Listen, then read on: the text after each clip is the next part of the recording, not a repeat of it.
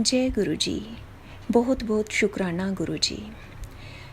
संगत जी, आज मैं आपको दिव्य आभा ग्रंथ में से जो सत्संग सुना रही हूँ वह है 18 वर्ष की वेदना 18 दिन में समाप्त। ये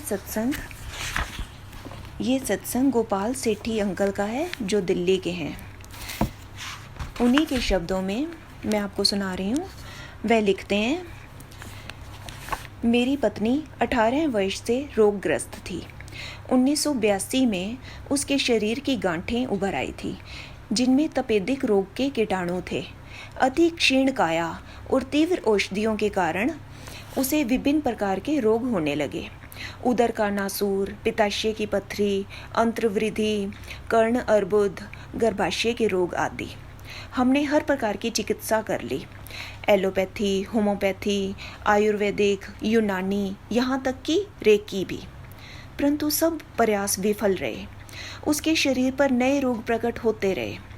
1987 और 1999 की अवधि में उसकी 5 बड़ी शल्य क्रियाएं हुई। उसकी भूख समाप्त हो चुकी थी और वह कभी पूरा भोजन नहीं कर पाती थी। उसकी श्रवण शक्ति आधी रह गई थी। ऊपर से ज्योतिषियों की भविष्यवाणी के अनुसार उसका जीवन इतना ही था। परिवार में सब निराश थे। आशा की कोई किरण दिखाई नहीं दे रही थी। ऐसे में गुरुजी के रूप में ईश्वरीय कृपा प्राप्त हुई। उनके बारे में हमें एक पारिवारिक मित्र ने बताया और 20 फरवरी 2000 को उनके प्रथम दर्शन हुए। संगत के उस पहले दिन ही शांति प्राप्त हुई और हम आश्वस्त हुए।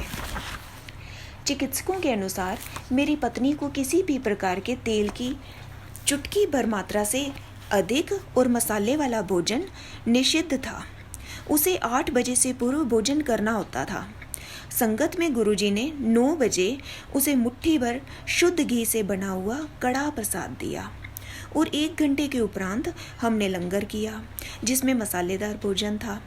घर लौटने पर हम सोच रहे थे कि होने वाली यातना को वह कैसे सह पाएंगी। घर पर 7 बजे भोजन करने पर भी वह व्याकुल रहती थी और आधी रात तक उसे नींद नहीं आती थी।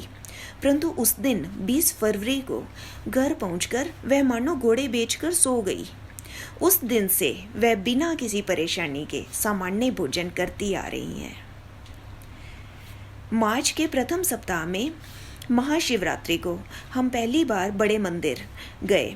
गुरुजी का आशीर्वाद, उनका प्रसाद और लंगर करते ही उसके सब रोग विलीन हो गए।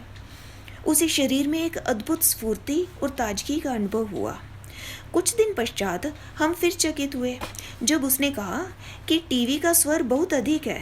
यह वही थी जिसे अपनी कमजोर श्रवण शक्ति के कारण फोन की घंटी भी सुनाई नहीं देती थी। 18 वर्ष की वेदना 18 दिन में समाप्त हो गई थी। कहने का तात्पर्य यह नहीं है कि गुरुजी को कृपा करने के लिए अतिरिक्त समय की आवश्यकता है। वह तो सदा वृष्टि कर रहे हैं। हम योग्य होने पर ही उसे ग्रहण कर सकते हैं। इन महापुरुष के पलक झपकते ही सृष्टि की रचना अथवा इति हो जाती है। अनगिनत आत्माएं शरीर रूप लेती हैं और त्याग देती हैं। हम तो केवल इतना ही कह सकते हैं, तुम सम सर नहीं दयाल, मोहे सम सर पापी।